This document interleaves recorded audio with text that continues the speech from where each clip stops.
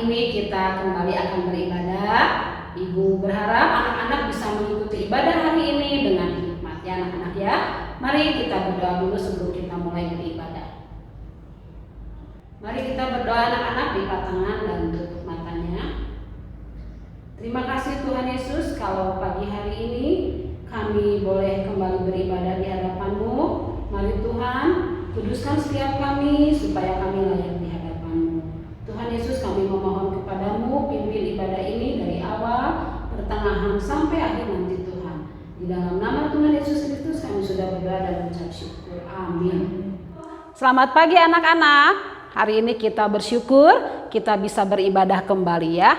Anak-anak kita akan memuji Tuhan dengan pujian kasih Yesus. Ayo anak-anak kita bangkit berdiri, kita puji Tuhan sama-sama ya. Boleh tepuk tangan.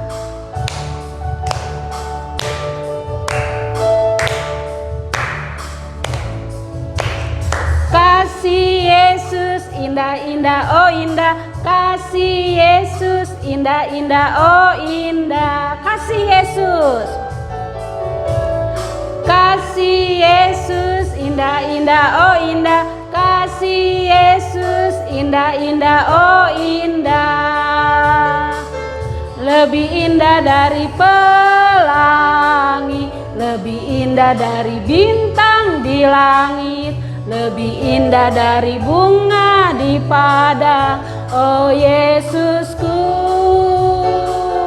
Lebih indah dari pelangi, lebih indah dari bintang di langit, lebih indah dari bunga di padang, oh Yesusku. Satu kali lagi, kasih Yesus.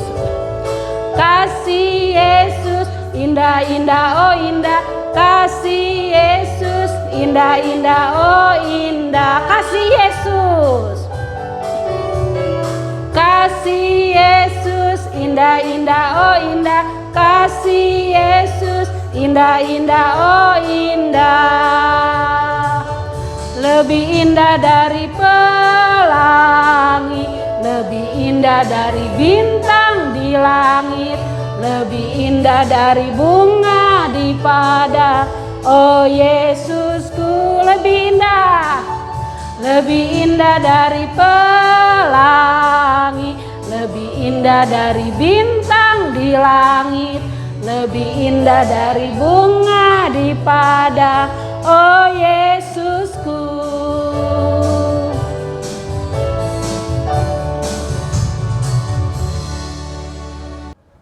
Anak-anak, kita sudah memuji Tuhan. Sekarang kita akan mendengarkan firman Tuhan. Sebelumnya kita nyanyikan pujian Bapa ku datang padamu. Ayo anak-anak lipat tangan, kita akan memuji Tuhan.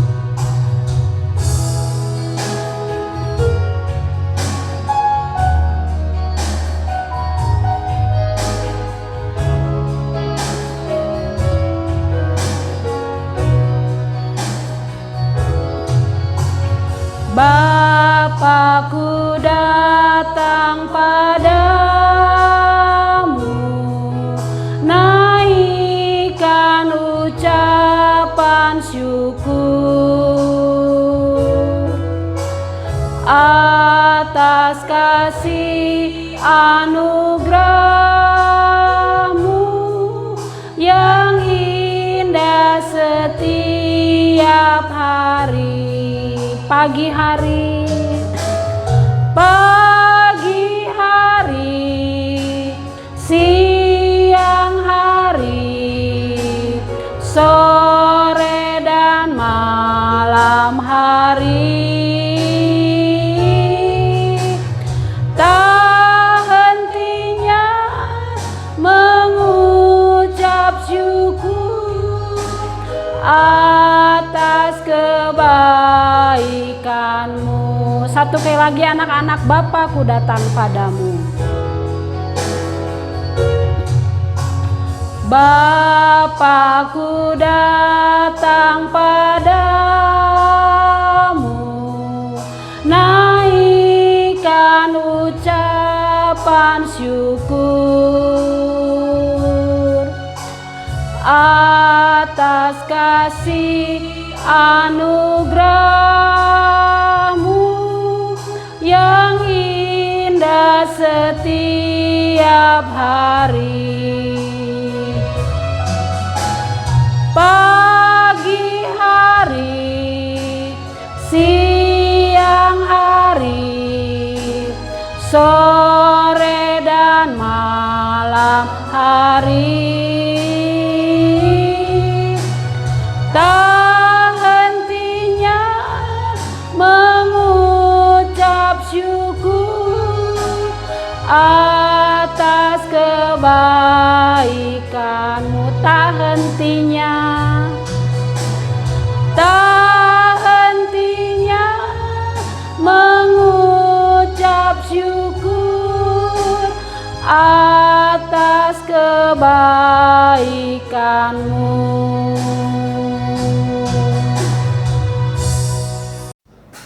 Selamat pagi anak-anak. Tadi kalian sudah memuji nama Tuhan. Sekarang tiba saatnya kita akan mendengarkan firman Tuhan. Sebelumnya mari kita sama-sama berdoa. Lipat tangannya, tutup matanya, kita sama-sama berdoa. Kami bersyukur Tuhan untuk pagi ini kami kembali mempunyai kesempatan untuk mendengarkan firman Tuhan. Kami berdoa Tuhan yang akan menolong untuk guru kami yang akan menyampaikan dan menolong setiap kami agar apa yang akan disampaikan melalui firman Tuhan dapat kami mengerti. Terima kasih Tuhan Yesus. Dalam nama Tuhan Yesus kami berdoa. Amin. Anak-anak, apakah kalian masih ingat hari Jumat yang lalu firman Tuhan mengingatkan dari 10 hukum Allah, yaitu hukum yang ke-8, yaitu jangan mencuri. Pada hari ini kita akan melanjutkan membahas 10 hukum Allah, yaitu hukum Allah yang ke-9. Jangan mengucapkan saksi dusta tentang sesamamu. Nah, anak-anak, sebelum kita bisa menjalankan hukum Allah yang ke-9 ini, tentunya kita harus mengerti apa arti dari yang tertulis ini. Yang pertama adalah anak-anak mengenai saksi. Tahukah kalian apa arti dari saksi? Saksi biasanya adalah seorang yang dihadirkan dalam sebuah persidangan di pengadilan. Saksi ini adalah orang yang dapat memberikan keterangan dari apa yang ia dengar sendiri, ia lihat sendiri, dan ia alami sendiri.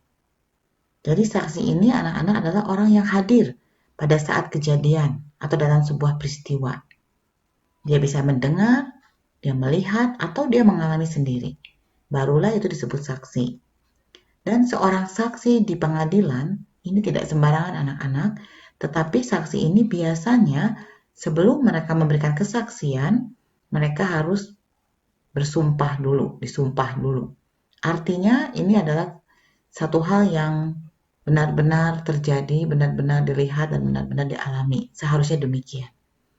Tetapi anak-anak, pada kenyataannya, saksi yang ada di pengadilan pun mungkin karena dibayar dengan sejumlah uang, maka saksi-saksi ini tidak mengatakan yang sebenarnya. Ini yang disebut dengan saksi dusta. Karena dia menyampaikan hal yang dia sendiri mungkin tidak tahu. Dia sendiri tidak pernah dengar, bahkan dia sendiri tidak mengalami. Tetapi dia berani mengatakannya. Bahkan dengan sumpah palsu. Bahwa dia mengalami, ataupun dia mendengar, ataupun dia melihat apa yang terjadi dalam sebuah peristiwa tersebut. Untuk lebih jelasnya anak-anak, mari kita lihat apa sih yang dilakukan oleh seorang yang bersaksi dusta. Yang pertama adalah orang yang bersaksi dusta ini anak-anak menghalangi keadilan. Artinya dia tidak menegakkan keadilan, tetapi justru kebalikannya, menghalangi keadilan. Artinya dia membuat kalau sebuah sidang pengadilan itu tidak ada keadilan di dalamnya. Karena apa? Karena dia justru mengutuk orang yang tidak bersalah. Sebaliknya, dia mendukung orang yang bersalah. Padahal kita tahu anak-anak, dan dalam sebuah pengadilan atau dalam sebuah sidang pengadilan ini adalah untuk mencari keadilan. Yang benar harus benar, yang salah adalah orang yang bersalah dan harus dihukum. Tetapi saksi dusta ini bisa memutarbalikkan fakta atau kenyataan, yaitu mengutuk orang yang tidak bersalah, tetapi dia mendukung orang yang bersalah. Bahkan seorang saksi dusta ini bisa memperberat hukuman seorang terdakwa atau tertuduh dalam sebuah sidang pengadilan. Mengerikan sekali bukan anak-anak? Seorang saksi dusta bisa merugikan orang lain. Anak-anak, sekarang kita akan mendengar cerita Alkitab mengenai saksi dusta. Siapakah yang bersaksi dusta? Mari kita dengarkan ceritanya. Anak-anak, apakah kalian masih ingat bagaimana peristiwa ketika Tuhan Yesus berdoa di Taman Getsemani, kemudian dia ditangkap? Nah, setelah ditangkap, Tuhan Yesus dibawa kepada Kayafas, yaitu imam besar, untuk diadili anak-anak. Di situ telah berkumpul ahli-ahli Taurat dan tua-tua. Dan ada satu murid Tuhan Yesus yang mengikuti, yaitu Petrus. Dia mengikuti dari jauh sampai ke halaman imam besar. Di sana dia melihat bagaimana Tuhan Yesus dibawa masuk ke dalam dan untuk diadili.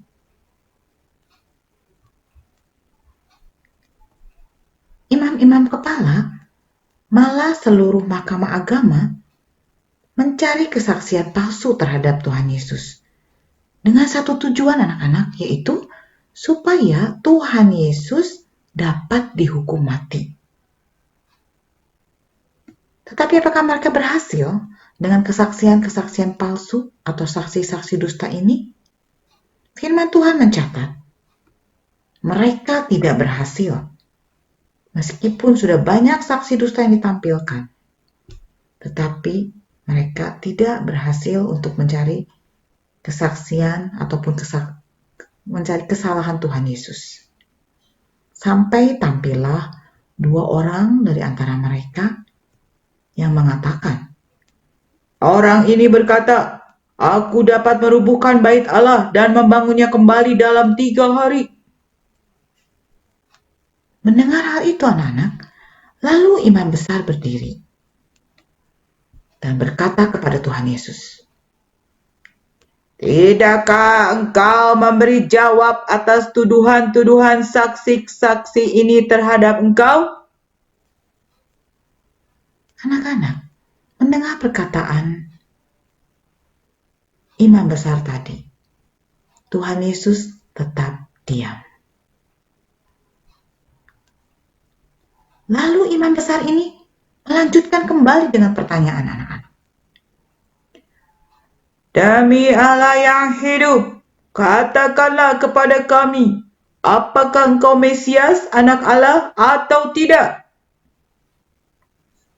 Setelah mendengar perkataan imam besar ini, Tuhan Yesus menjawab, "Engkau telah mengatakannya. Akan tetapi, aku berkata kepadamu, mulai sekarang kamu akan melihat Anak Manusia duduk di sebelah kanan Yang Maha Kuasa dan datang di atas awan-awan di langit." Wah, anak-anak, mendengar perkataan Tuhan Yesus yang demikian, apa yang dilakukan? Imam besar mengoyakkan pakaiannya dan berkata, "Ia penghujat Allah. Untuk apa kita perlu saksi lagi? Sekarang telah kamu dengar hujatnya. Bagaimana pendapat kamu?" Lalu orang-orang banyak yang ada di tempat itu menjawab dan berkata, "Ia harus dihukum mati, ia harus dihukum mati, ya benar, ia harus dihukum mati." Anak-anak, tadi kita sudah mendengar bahwa ada orang yang bersaksi dusta sehingga menyebabkan Tuhan Yesus juga harus dihukum mati. Bukan hanya mereka, tetapi kalian, saya juga mungkin pernah melakukan itu. Ya, misalnya contohnya ketika di rumah, ketika kalian misalnya yang kakak-kakak nih ya, membuat adiknya menangis. Kemudian ketika mama tanya, mengapa bisa menangis dedenya atau adiknya ini? Kalian membuat cerita sendiri, kalian mengarang cerita, kalian bersaksi dusta, itu artinya kalian berbohong.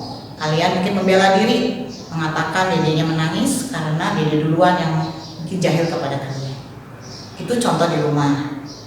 Mungkin juga di sekolah, ya. Waktu yang lalu ketika kalian pergi ke sekolah, bukan seperti sekarang PJJ ya anak ya. Nah, mungkin kalian waktu itu bertengkar dengan teman, kemudian melaporkan kepada guru, tetapi ada teman yang membela temannya yang salah, ya, supaya ada salah satu teman itu yang dihukum oleh guru. Itu pun berarti kalian bersaksi dusta, memberatkan seseorang dengan kesaksian-kesaksian palsu supaya teman kalian itu dihukum. Ini pun adalah bersaksi dusta. Dan tentu saja anak-anak, hal ini tidak disukai oleh Tuhan. Ya, anak-anak, hari ini kita sudah belajar firman Tuhan mengingatkan kita untuk tidak bersaksi dusta tentang sesama kita. Kita akan berdoa kepada Tuhan supaya apa yang kita dengar pada pagi hari ini dapat kita lakukan. Mari kita berdoa. Kami bersyukur Tuhan untuk firman-Mu yang mengingatkan kami untuk kami boleh berkata jujur, tidak berbohong. Karena kami tahu Tuhan, ketika kami berbohong atau bersaksi dusta, hal ini akan merugikan orang lain dan hal ini adalah hal yang tidak baik. Tuhan, tolong setiap kami untuk kami boleh mempraktikkan kebenaran firman Tuhan. Terima kasih Tuhan untuk firman-Mu. Dalam nama Tuhan Yesus kami berdoa. Amin. Sebelum mengakhiri ibadah kita anak-anak, mari kita mengulang ayat hafalan minggu ini. Keluaran 20 ayat 16. Jangan mengucapkan saksi dusta tentang sesamamu. Sekali lagi, Keluaran 20 ayat 16. Jangan mengucapkan saksi dusta tentang sesamamu. Biarlah anak-anak bukan hanya hafal, tetapi juga boleh melakukan kebenaran firman Tuhan dalam kehidupan kita sehari-hari. Ya, sampai di sini dulu anak-anak ibadah online pada hari ini. Sampai jumpa.